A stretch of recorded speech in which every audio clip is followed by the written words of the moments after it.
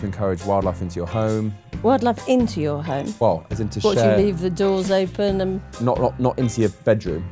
You don't want to wake up with a badger in your bed. 2020, lockdown happened. I started the Cool Ridings website. Inquiries flooded in, our community started building, and gone from there to something that I wake up thinking about.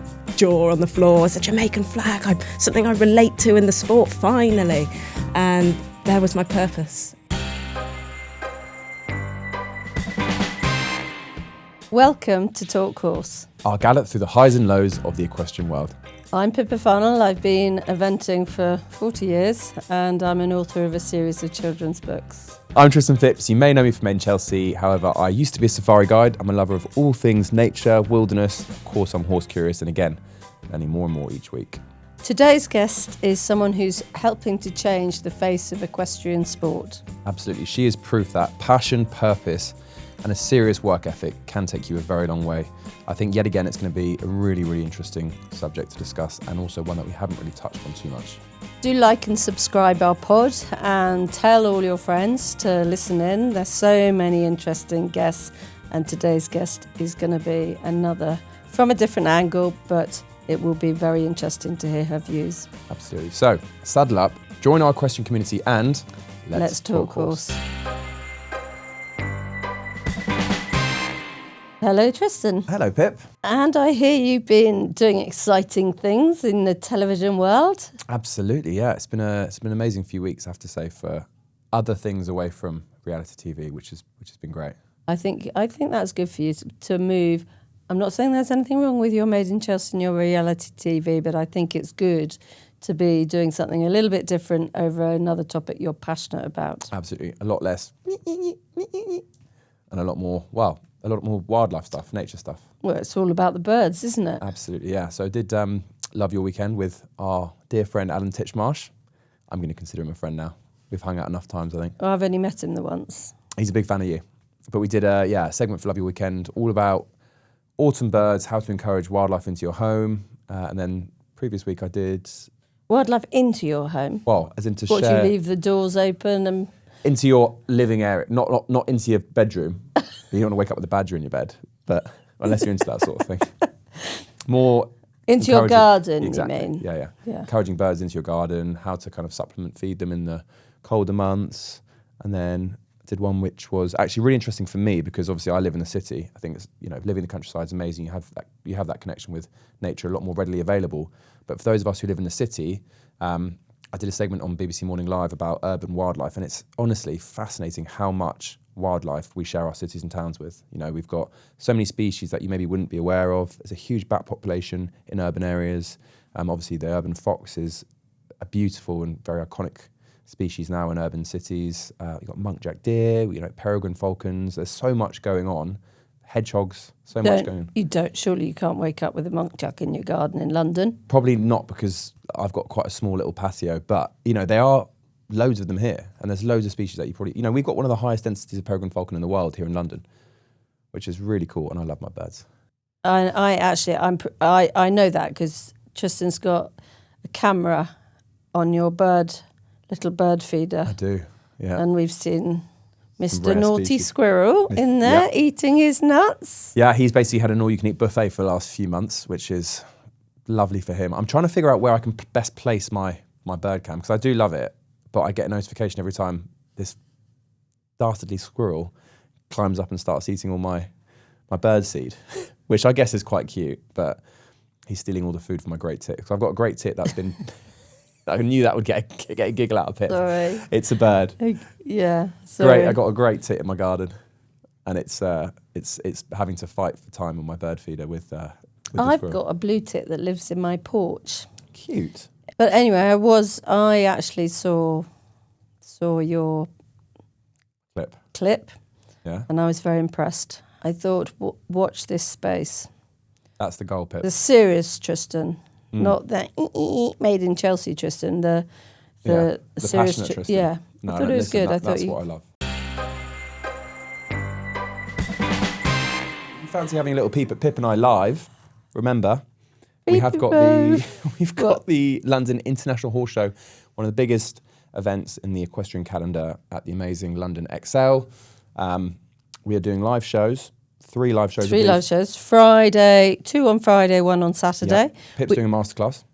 I'm doing a masterclass on Sunday with some Pony Club members. Billy auction on. No. No. The Brilliance Horse Brilliant. Auction on Brilliance Saturday auction. night. And on top of that, there'll be carriage driving, pure dressage. We will see some of the top show jumpers in the world. And if you'd like a little discount on some tickets, use Talk Horse 25 for 25% off. And we'd love to see that. It really does. I think having those moments where we can connect with the community face to face is really special. Obviously, it's one thing Do you think? talking to you down the camera, but we'd love to speak to you live in Do you the think flesh. they really want to? I think if you fancy it. I think they're more interested to hear a lot about our guests, Yes. and we will have some very, very good guests. But on that, we are building quite a strong community now. You know, you guys are very active on the socials, which we really appreciate.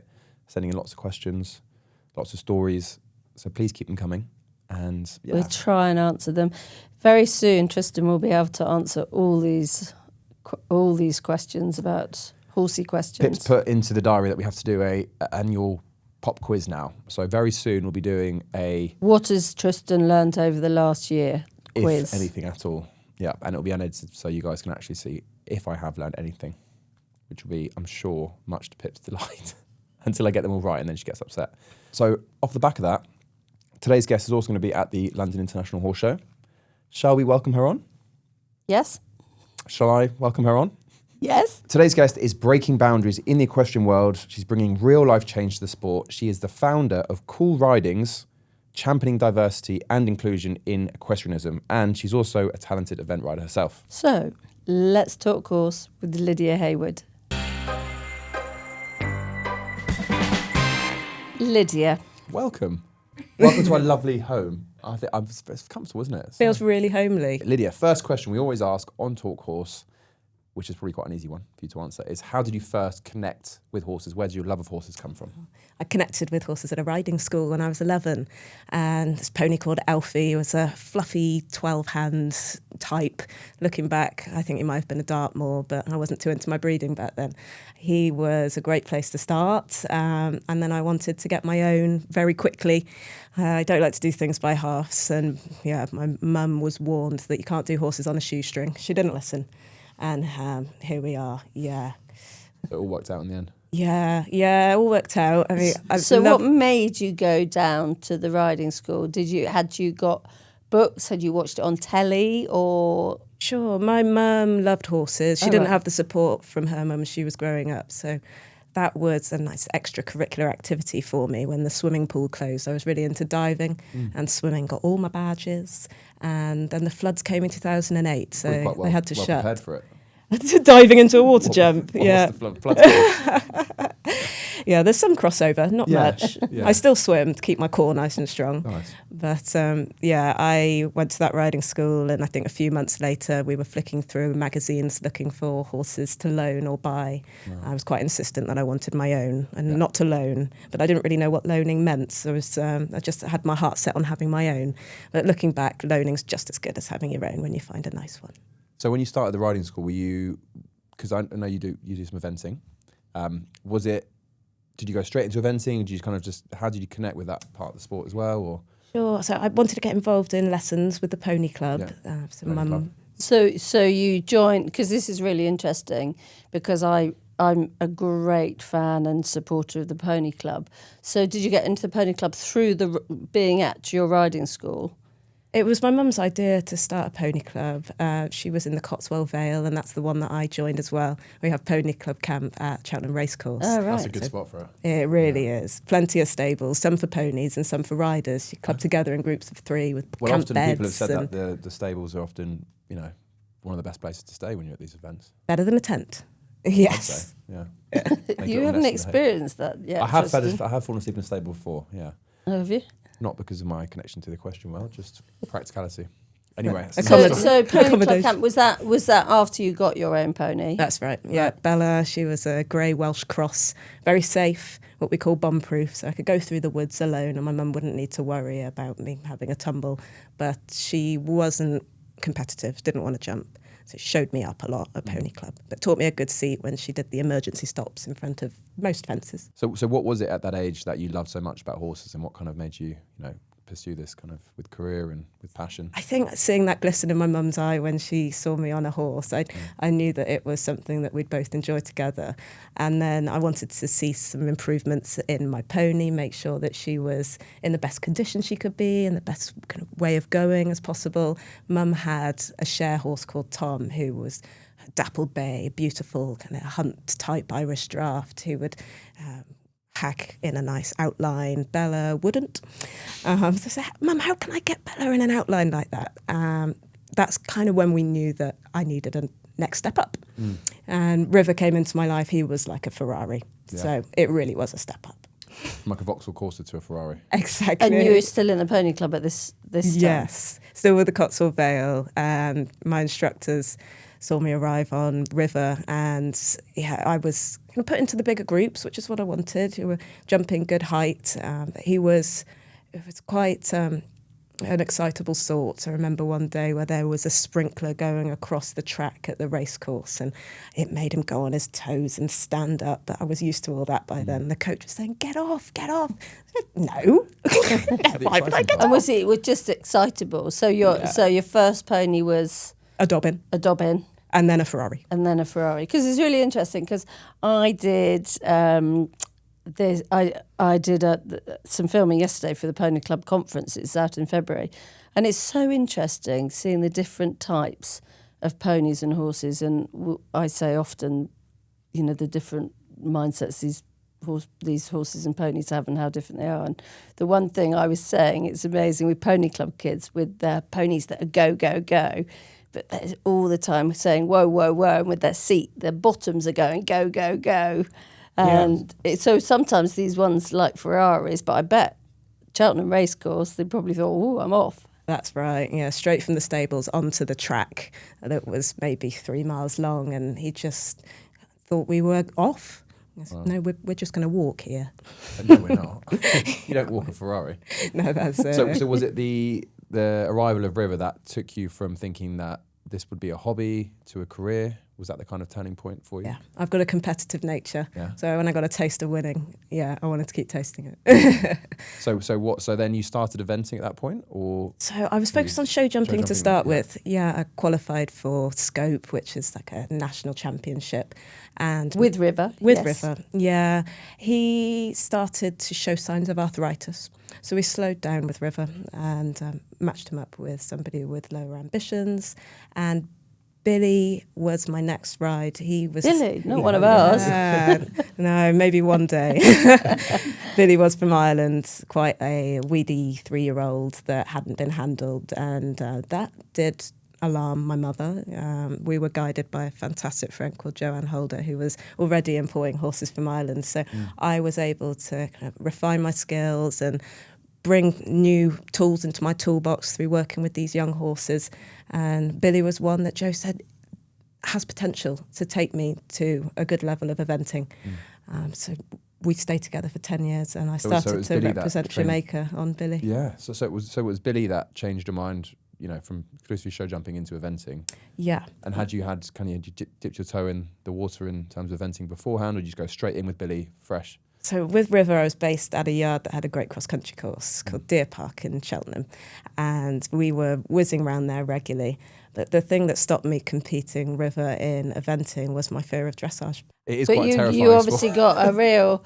funnily enough, a lot of people do have a fear of the whiteboards. So it wasn't the... But you obviously love the thrill of sort of jumping into water and crossing the country. Yeah, indeed. Cross-country and days out hunting showed me that I had the bravery for eventing, and then I just needed to learn to love the dressage. And I think when you find a coach that helps you to understand what the judges are looking for, it becomes very rewarding. That coach for me was Lisa White, and Billy was able to get really consistently sub-30 dressage scores. Oh, good. And we've had some fantastic seasons that I'll treasure forever. Sounds like Billy was a very good student. So you've still got Billy now, have you? Billy's with a young rider. Yeah, right. He was sold when he was 13 or 14. Right. Yeah, so I had him for 10 years. But incredibly rewarding. You had him as a 3-year-old to produce him. So does getting a horse at a 3-year-old, would you say that is producing a horse? Oh, yeah. I think a lot of people think they've produced a horse when they buy a 5-year-old. They think they're buying a young horse, but actually, you know, a lot of horses are broken at the age of 3, and that's very different when you're starting them off as 3-year-olds. Yeah. And you learn so much from them, and I think a lot of people miss that part of it all. But you know, for listeners out there, it's essential if you are thinking about starting a 3-year-old off. You need people around you and support around you, and you need to seek advice because you can very easily go down the wrong path. So tell me about, you mentioned briefly, so getting involved with the eventing team for Jamaica. My passion for representing Jamaica did stem from going to the Olympics in Greenwich. In 2012, I was able to see Samantha Albert cantering through the arena, and her flag came up, and I can only imagine what my face would have been like. Something, jaw on the floor, it's a Jamaican flag, something I relate to in the sport, finally. And there was my purpose. So growing up, my mum raised me, single parent. It was a challenge to get all the documentation and paperwork required for my Jamaican passport. So it took about 18 months, and the High Commission in London were really supportive of that journey. I don't think I could have done it without them, really. It was actually the High Commissioner that said, I'll have a movie called Cool Ridings, and that's a name that I kept for other purposes. So Cool Ridings is an organisation that you have started, and that is trying to get more people involved in the equestrian world, trying to diversify the sport. Yeah, there's different elements to it. I mean, my work within the community started 2017. I was the Ebony Horse Club mentor. They're just around the corner. They are just around the corner. Yeah, we're here in Brixton filming, and when I come to Brixton, it's always for Ebony Horse Club. Yeah.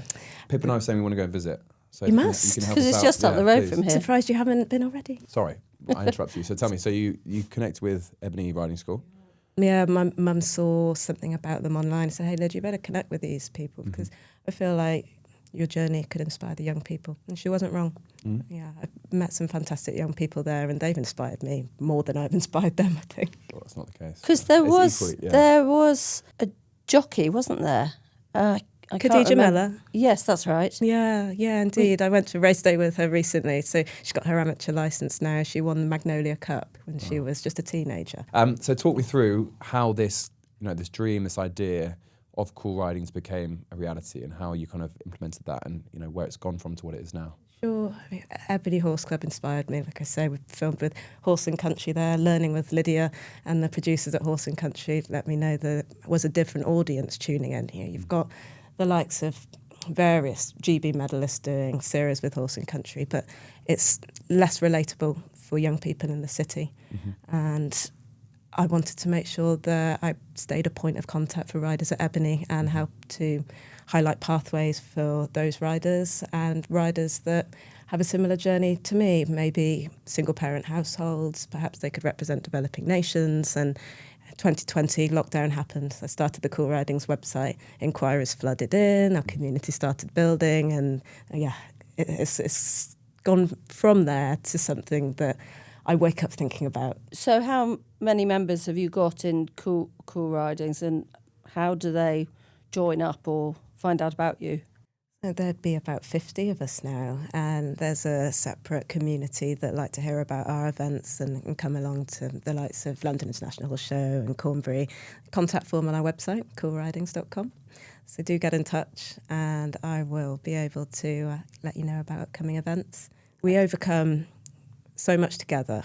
I'm able to bring people into the sport that haven't experienced the sport before, whether that's eventing or any of the other disciplines, by collaborating with the organisers of shows and creating bespoke experiences and making sure that the sport is demystified. In some cases, we go to the dressage arena and our guests don't really know what they're looking at, so it's important to have somebody there to talk them through what the judges are looking for and just explain this crazy sport. I think as somebody that's grown up in a town as opposed to the countryside, I'm always aware that we aren't in a mainstream sport. I could tell people that I'm an eventer, and 9 times out of 10 they won't know what I'm talking about. Yeah. Really? That has to change. We need to make sure that we stay relevant to the next generation, and a lot of that is about accessibility and diversity. Well, I mean, what I would say, it's amazing, like you mentioned the Olympics and Sam Albert, but I work very closely. I've got 3 Japanese lads that are based with me, and they won their first Olympic medal for eventing in Paris. And back in Japan, it absolutely has gone wild. I mean, they are superheroes, and I think that's so healthy for the sport. And I think it really was one of the very special stories that came out of the Olympic Games for countries that aren't used to being seen up at the head on the podium. I mean, it was incredible, and I really think they've inspired so many more. And because of their results, I've got 2 younger Japanese riders coming on, and it's amazing how those sort of stories grow, and people realise actually it is accessible, it is possible. Because sometimes you wouldn't necessarily think that when you're competing against the Brits, the Americans, the New Zealanders, but it just shows it can be done. Yes, they've worked incredibly hard, and that, wherever you're from, it's hard work. For sure. I guess that you're a starts superstar for taking them under your wing and showing them the way. I think you've done an awful lot for the sport. Well, no, I wouldn't say that at all, because to me, I absolutely, it doesn't, I'm happy to help anyone that is prepared to work hard, that has a passion for horses. I don't mind where they're from. If they want to do right, want to learn by doing You've right by the facilitated horse. their success. You're too modest. And I feel like the equestrian world is growing fastest in Asia right now. And that is because of trailblazers like Alex Hoytian back in the day, Olympics at 18 years old, incredible. And now building a team around him. I'd love to see a Caribbean team in my lifetime. But I guess if you strip it back to, you have to first have the opportunity to connect with the animal in some sort of way, shape or form. I think that's where maybe passion. Pony Club is such a good starting point. But, what other things can we do to encourage people who, live in the city, who maybe haven't had access to horses growing up? I'll be looking to increase my connections with schools through Cool Ridings next year. Yeah, whether that's bringing them to competitions like we have done this year, 3rd year at Cornbury Horse Trials with 50, 60 guests. We actually had Professor Green with us last year. So bringing that celebrity angle increases the audience for our sport, and then demystifying the sport will help people to discover it as a passion and a path that they want to follow. And from there, I'm like a Lydia helpline answering the parents' questions. Yeah, wow, amazing. How's Pro Green on a horse? Can he ride? Very, very good. Really? Is it? We were riding over at Hyde Park. Yeah, you should tune into the YouTube. I'll send you a link. Yeah, There's please. some great footage. He seems like such a gentleman. He's on a few podcasts. Let's talk about what it was like to represent Jamaica in the saddle. What did that mean to you? Having that flag on my hat is something that I knew would be able to inspire others, and I'd worked so hard to get to that position, whether it's qualifying for the 2-star level or the documentation that I talked about, finding all of that from family that I'd never met before. But legacy to me and inspiring the next generation whilst leaving the door open for them to do the same or better is essential to me. And within Cool Ridings, they are members that could represent various nations. You've got St Vincent, Kenya, Ghana, Nigeria, Singapore, list goes on. So the future's bright. It really is an exciting time to be in the sport. So how, as you say, how can we, because I know we've had Adam Short, who works for Tom McEwen, who we have had people in a city, people that have got into it through the riding school route. How else can we encourage them in? The British Racing School concept I like, and I've seen something similar in America. 1st of October, a couple of weeks ago, I flew out to Memphis, and there's a bridge up, giddy up yard that helps young people to discover the sport, build strong foundations and get competitive. They're not rushing the riders. They really look super on a horse. I was judging and coaching. My day was day 3 cross country. I built a cross country course in their arena, and we were going against the clock and cheering them on. Great energy within the group. So I'll remain a point of contact for them and visit again and learn from what they've done. Ultimately, it takes funding, and the funding will come from outside of the equestrian world. But you do feel like the tide is turning in terms of kind of... If I've got anything to do with it, certainly will be. Oh, yeah. And is that, do you feel like you're kind of a one-person army with that, or are there other people who are trying to celebrate and encourage diversity in the sport and young people to get involved as well? Well, within Cool Ridings, I've got passionate members that want to contribute. I find delegating quite difficult, but I do have some stars that help us to do more. I work in insurance for Howden, so I really have to make sure that my time is used wisely. Yeah. And all hands on deck is needed, because time's of the essence when it comes to bringing diversity into the equestrian world. What would be your ultimate goal with Cool Ridings, and what would be kind of, when you fall asleep at night and dream of what it could become, what does that look like for you?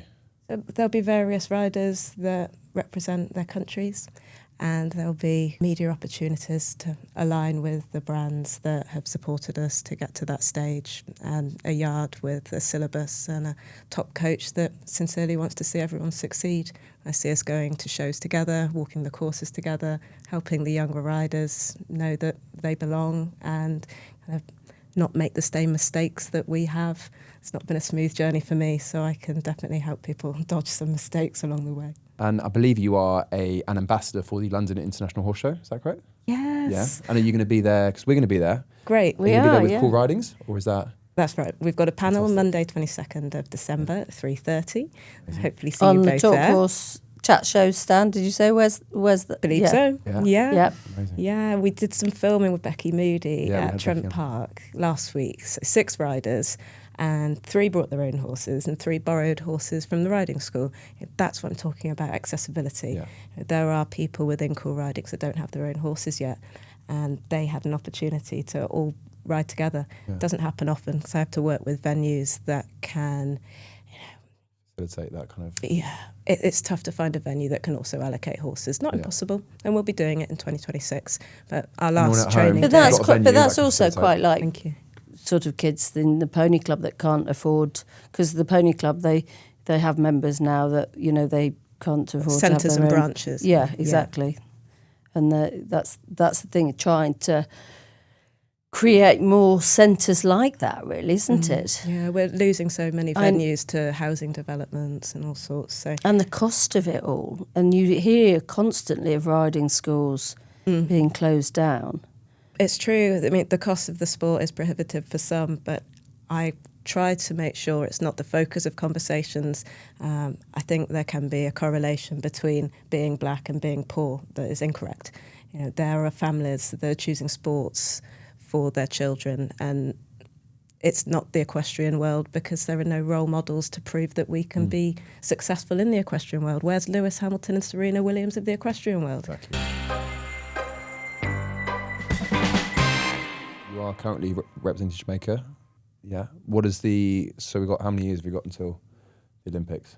The big O word. The big O word. Well, yeah. What is it looking like for Jamaica to be, riding out there, and how is that being supported by the right people, going in the right direction? There's an incredible pony club in Jamaica, Caymanas Pony Club. They're growing fast. They're doing even more competitions every year, and the FEI are getting behind them more than ever. So I'd love to get out there and see the talent. I was out there in 2021, so it's been a couple of years. Over here, I would be the highest level rider that Jamaica has in eventing, and I've always wanted to represent at an individual level until we get to that point that there's a team. Am I in the place I need to be to get to 2028? Probably not, if we have a miracle. I'd love it's to be there. Horsepower, is it? Yeah. I mean, that's the trouble, isn't it? With everyone, it's having the right horse to climb up that ladder with and aim high with. Yeah, success can be measured in different ways, can't it? I used to have all my hopes and dreams pinned on being at the top of the sport, but I'd say it's equally split now between seeing the Cool Ridings members succeed and my own success.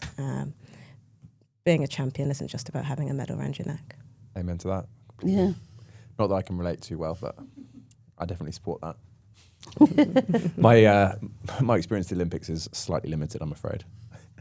But it isn't about, it's not, I mean, yes, you know, I've been very lucky because I haven't had a medal around my neck, but I can still say that actually many of my very special days have been just at one with the horses and the journey with each individual horse and getting that buzz from, you know, achieving something with a horse that might never go to the Olympics. And so everyone has their own goals or goals with a certain horse. So I agree. It's not all about the games and it's about having fun and I think bettering yourself, whoever you are. Doesn't matter what level that is. Yeah, and really nice sentiment. Yeah, my horses have been light when I needed it most, when I've been in a dark place. Yeah, we've had that before on the pod. Yeah, they've got a very calming way about them, and I walk onto the yard and Mink's little face always makes me smile. Let's talk about the mentoring side. You know, Sure. Just from being a mentor and inspiring some young people, what advice would you give to young people who maybe don't see themselves being represented in the sport, to kind of try and, you know, obviously connect with Cool Ridings Initiative, but what advice from a personal level would you give to that individual who maybe is listening at home thinking, you know, I am struggling to find a way in, or I don't feel like I'm being represented? Yeah, the perception of the sport holds it back somewhat. That is because of the lack of diversity. So to change that, we need to increase visibility. Yes. I've seen a lot of progress there.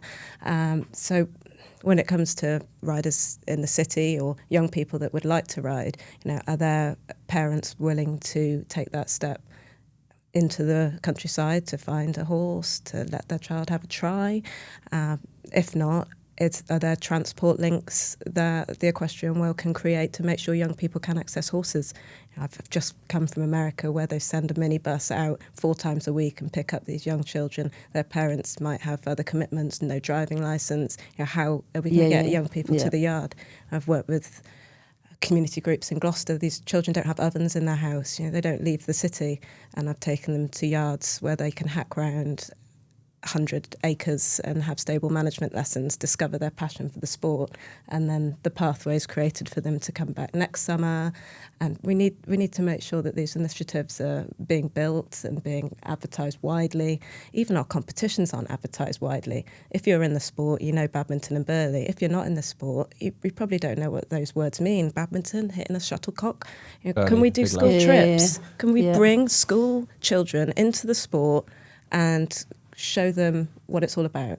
I know we've discussed a lot the incredible what horses have to offer people, and it does give them an escape from, you know, and is amazing to help them mentally.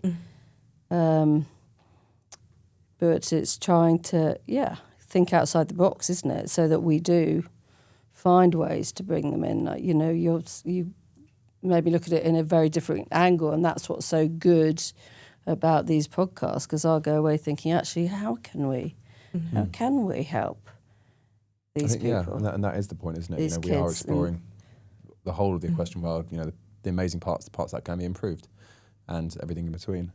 We have a section called Top Tack Tips, which we'd like you to help us out with. So it's a practical takeaway, just before we finish off, for people at home who maybe it's a bit of equipment that you have, maybe it's something that, you know, is a little hack for people with horses. We've had tail bags, we've had all sorts of things that I haven't got a clue what they are. I had to Google them afterwards. So for the people at home, what is your top tack tip? There is a big change for me when I got help from Charles Owen to get a hat that fit me. That's probably quite a good one, yeah. Yeah.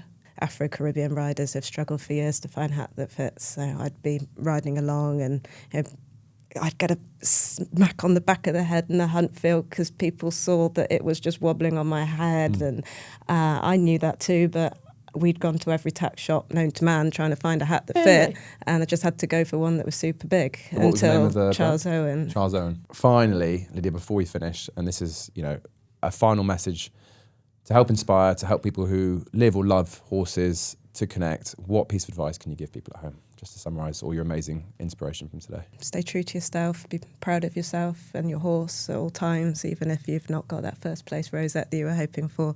I remember having a little bit of a tantrum when it didn't go my way, and my mum would make me snap out of it pretty quick. I miss her dearly. Claire Heywood would have watched you going around some big tracks with your horses in her time, and she inspired me to give it a go. So thank you, Mum, taking me on this path in life. Thanks to all the mums. Thanks to all the mums making this possible. That's beautiful. Thank you, Lydia. Thank you very much. Thanks for having me. Another fantastic guest. I think it was really exciting to hear about, how she's trying to shift, diversity in the equestrian sport and really making a positive impact there. I think it's, something we haven't really discussed too much on the pod yet. So it's important to shine a spotlight on that, I think. Yeah, I think, and it's something that we actually covered briefly with Ollie Bell on the last series. So absolutely, I think it's important for people to understand there's a way in for everyone. For everyone, yeah. Equestrianism is for everyone, I think. Yeah. There's always a spot, and I think it's really, really exciting to hear she's championing that. And also, cool riding is what an amazing incentive. I think it's such a cool concept, and I'm really glad she's making a really positive difference to the sport. So if you've enjoyed listening to us talk horse, please tell more friends about us. Send in questions. Absolutely. If you want our email, it's info@talk-horse.com. Reviews are really appreciated. Keep interacting with us on social media. Start buying your Christmas presents because we're getting near to Christmas. We are. Remember, London International Horse Show will be there. So many of our guests will be there. Lydia will be there. There is a discount code, TalkHorse25. We'd love to see you there. Join us next time because we've got so much more horse talk to share with you. Bye. Bye.